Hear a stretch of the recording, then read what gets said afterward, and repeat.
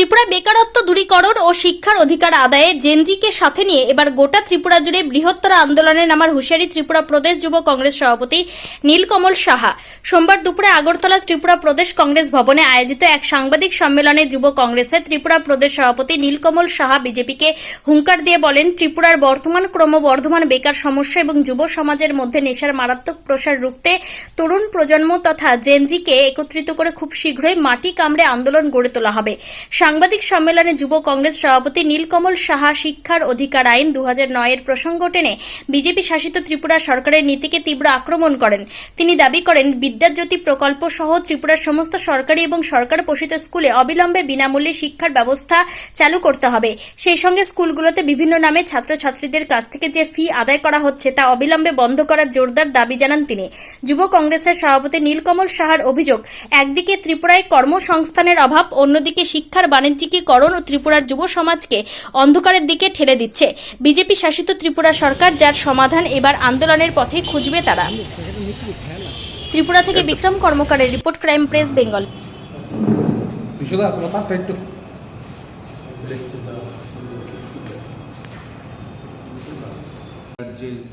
যে সরকার আছে, ভারতীয় জনতা পার্টির সরকার, যে সরকার বছরে 50,000 চাকরি দেওয়ার কথা একসময় বলেছে এবং ইদানিং দিনে আমরা দেখছি যে এই রাজ্যের থেকে বহির্রাজ্যে গিয়ে এই ভারতীয় জনতা পার্টির যারাই নেতা কর্মী এবং মুখ্যমন্ত্রী গিয়ে বলছে যে ত্রিপুরা মডেলে কাজ করা উচিত, বিকশিত ত্রিপুরা। আমরা দেখছি চারিদিকে যেভাবে উনি অন্য রাজ্যে গিয়ে মিথ্যা কথা বলছে এবং যুবকদের বিভ্রান্ত করছে, সেটা তার ওনার কথার সঙ্গে নীতি আয়োগের কথার কোনো মিল নেই। নীতি আয়োগ 2026-এ যে রিপোর্ট পেশ করেছে, সেই রিপোর্ট অনুযায়ী আমি আপনাদেরকে বলছি, অ্যাকর্ডিং টু রিপোর্ট ত্রিপুরাতে 4,900-এর ওপরে স্কুল আছে, যেটার মধ্যে 2,450-এর ওপরে প্রাইমারি স্কুল আছে, 1,261-এর ওপরে আপার প্রাইমারি স্কুল আছে, 6,665-এর মধ্যে সেকেন্ডারি স্কুল আছে এবং 564-টার মতন হায়ার সেকেন্ডারি স্কুল আছে, যেটার মধ্যে 340টা স্কুলের মধ্যে খালি একজন টিচার আছে এবং এই 340টা স্কুলের মধ্যে খালি 6,500-এর ওপরে স্টুডেন্টস আছে। মানে আপনি বুঝতে পারছেন যে রাজ্যের অবস্থা কী, যে 300 আজকে সরকারি বেসরকারি সবগুলো স্তম্ভই আমাদের চুপ করে বসে আছে। মোটামুটি 15,000-এর মতন রিটায়ারমেন্ট হয়েছে এই 2026-এর রিপোর্ট অনুযায়ী, কিন্তু 15,000-এর মধ্যে কয়টা রিটায়ারমেন্ট পোস্টগুলো, এই শূন্য পদগুলো পূরণ করা হয়েছে? নীতি আয়োগের কথা অনুযায়ী আজকের ডেটে রাজ্যতে 8,020 জন টিচারের ভ্যাকেন্সি অতি সত্বর দরকার। কিন্তু আমরা কি দেখছি যে রবীন্দ্র ভবনে ঘটা করে অনুষ্ঠান করে মন্ত্রীরা সেখানে হলুদ খাম যুবক যুবতীদের হাতে তুলে দিচ্ছে এবং আমরাও হয়তো বা দূরে থেকে ভাবছি যে খাম পেয়ে গেছে মানে চাকরি, কিন্তু জিজ্ঞেস করুন গিয়ে সেই হলুদ খাম পাওয়া ছাত্রছাত্রীদেরকে, কেউ 18 মাস ধরে আজকে বাড়িতে বসা, কেউ 1 বছরের উপরে বাড়িতে বসা, তাদের পোস্টিং এখনও দেওয়া হচ্ছে। যুবক যুবতীদের জন্য চাকরির অফার লেটার চেয়েছিলাম, কিন্তু এর বদলে এই রাজ্য কী দিচ্ছে? রেলগাড়ি দিয়ে আমাদেরকে নেশা এনে দিচ্ছে। তো এই হয়েছে ত্রিপুরার আসল চেহারা, যেটা উনি বহির্রাজ্যে গিয়ে লুকিয়ে রাখে। কিন্তু আজকে নীতি আয়োগের রিপোর্টটাকে কিভাবে লুকিয়ে রাখবে সেটাই প্রশ্ন।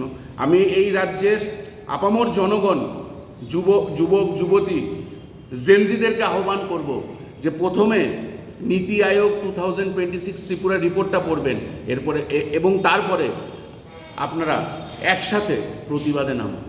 আমাদের প্রতিবাদের সুর বাড়িয়ে তুলতে হবে। ত্রিপুরা প্রদেশ যুব কংগ্রেস ইতিমধ্যেই রাজ্যব্যাপী আন্দোলনে নামছে চাকরির জন্য, বৈধ চাকরি যেগুলো এখনও পাওয়া হচ্ছে না তার জন্য, এবং শূন্য পদগুলো কবে ভর্তি হবে তার জন্য আমরা নামব। এবং আমি আহ্বান জানাচ্ছি আপনাদের থ্রুতে যে এই রাজ্যের যত বেকার যুবক যুবতীরা আছে, যত জেনজিরা আছে, তারা আমাদের হাত শক্ত করুন এবং একসাথে আওয়াজ তুলুন, কারণ এই দায়িত্ব খালি আমাদের না, এই দায়িত্ব সবার। এই ত্রিপুরার প্রজন্মকে বাঁচিয়ে রাখার দায়িত্ব আমাদের সবার। আমি এটা নীতি আয়োগের রিপোর্ট। এখানে কি লেখা আছে? নীতি আয়োগের রিপোর্টে লেখা আছে ত্রিপুরা ফেসেস 8,020 টিচার্স ভ্যাকেন্সি, যার মধ্যে 340 সিঙ্গেল টিচার স্কুল আছে, মানে 340টা স্কুলে খালি একজন টিচার আছে। তো নীতি আয়োগ তো সরকারেরই একটা সংস্থা, ভারতীয় জনতা পার্টির সাপোর্টেড একটা সংস্থা। এই সংস্থাও কি তাহলে ভুল বলছে? এই সংস্থাও কি তাহলে মিথ্যে কথা বলছে? এটা তো আমার মুখের বানানো, এটা এটা এটা এটা 8 মে 2006-এর রিপোর্ট। তো এইভাবে আমাদের বুঝতে হবে, এবং আমি সাংবাদিক মাধ্যমকে রিকোয়েস্ট করব হাত জোর করে যে এই সমীক্ষাগুলো যেন বড় বড় করে ফার্স্ট পাতাতে তুলে ধরে, প্রত্যেকটা চ্যানেল যাতে এগুলো দেখায়, এবং কোনো ভয় না করে, যেহেতু সাংবাদিকতা এবং সাংবাদিকরা হচ্ছে কি আমাদের চতুর্থ স্তম্ভ, আমাদের সবাইকে এই সমীক্ষাগুলো, এই নীতি আয়োগের সমীক্ষাগুলো যেন তুলে ধরে যে ত্রিপুরাতে আসলে বেকার সমস্যার সমাধান যে হচ্ছে না, এবং এই বেকারদেরকে নিয়ে যে দিনের পর দিন এই হলুদ খামের ছিনিমিনি খেলা, এই খেলা যাতে অতি সত্বর বন্ধ হয়।